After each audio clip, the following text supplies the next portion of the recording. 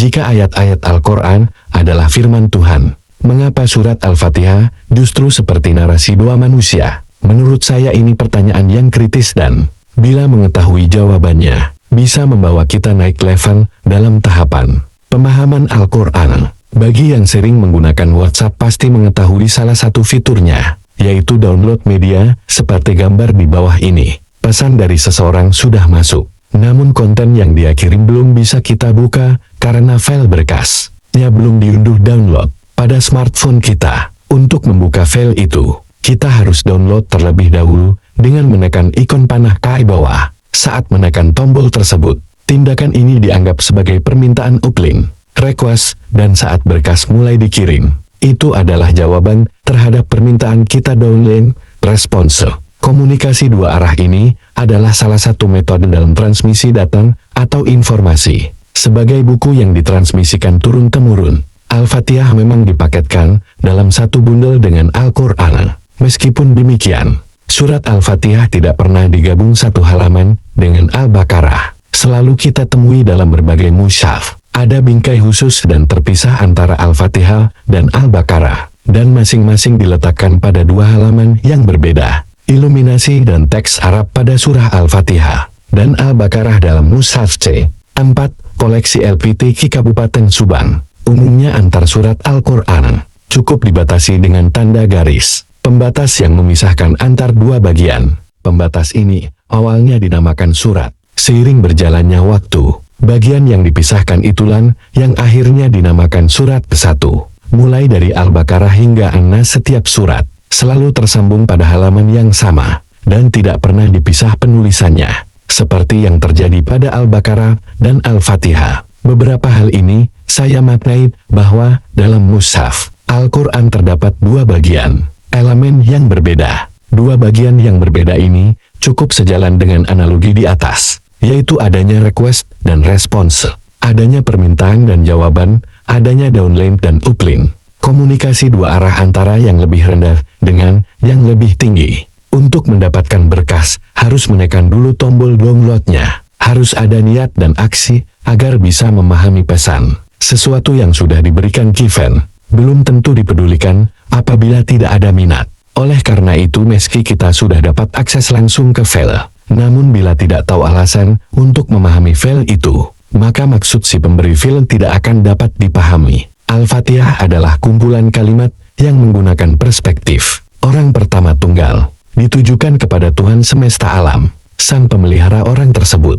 Isi kalimat-kalimat ini adalah perjanjian dan permintaan pribadi seorang manusia, tidak diwakilkan ke orang lain.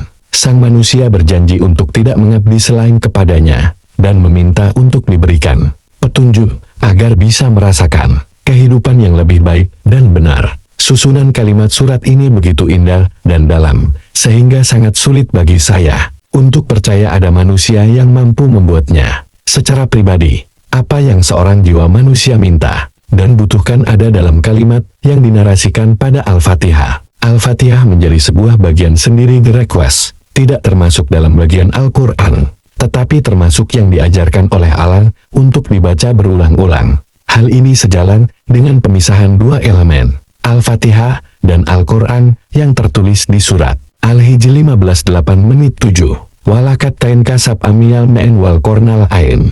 Dan sungguh, kami telah memberikan kepadamu 7 yang berulang-ulang, dan Al-Quran yang agung. Sedangkan Al-Quran juga merupakan bagian tersendiri, berfungsi sebagai respons, mengajarkan apa-apa yang manusia butuhkan, untuk mencapai target yang diminta dan dibutuhkan. Susunan kalimat dalam Al-Quran menyiratkan bahwa ini adalah petunjuk dari level yang lebih tinggi. Pada beberapa surat dan ayat sering diperintahkan untuk mengatakan "Qol" dan memanggil "Ya ayyuhal". Kalimat perintah tersebut menandakan level otoritas si pemberi pesan untuk menyebarkan, distribusi Al-Quran ini kepada orang lain di sekitarnya. Orang-orang tersebut juga harus paham bahwa jika pesan ini hanya diberikan saja given, maka maksud dan tujuan Al-Quran belum tentu akan tercapai. Oleh karena itu orang-orang tersebut juga harus dibekali dengan alasan kenapa ia butuh Al-Quran, dan ini tercermin dalam Al-Fatihah. Ketika Rasul mengawali salat, beliau akan memulai dengan membaca Al-Fatihah. Di satu sisi, agar Rasul mendapat manfaat petunjuk dari ayat-ayat Al-Quran yang akan ia bacakan, dan menjadi komitmen beliau kepada Allah. Di sisi lain beliau ingin pendengar memahami bahwa kalimat-kalimat yang akan ia kemukakan berikutnya adalah jawaban dari kalimat sebelumnya, sehingga setiap pendengar juga harus membaca Al-Fatihah sebagai komitmen tiap individu, dan juga agar bisa mengambil manfaat dari ayat yang akan mereka dengar. Melalui pemisahan ini, kita bisa dapat gambaran tentang salat yang lebih baik. Ada dua jalur komunikasi ketika Rasul saat itu salat. Pada Al-Fatihah merupakan jalur uplin dari seorang hamba ke Tuhannya, dan Al-Quran adalah jalur downlink dari Tuhan ke hambanya.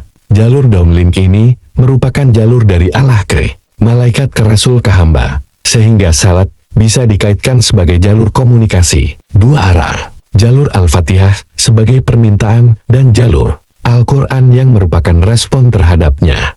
Allah dan malaikat berkomunikasi dengan Rasul melalui salat ini, sehingga ada ayat yang menyebutkan Allah dan malaikat bersalawat kepada Nabi. Maksudnya adalah, sudah ada komunikasi dua arah antara Allah, malaikat dengan Nabi, sehingga para orang beriman dikala itu juga dituntut untuk berkomunikasi lewat Nabi dengan mengikuti salat.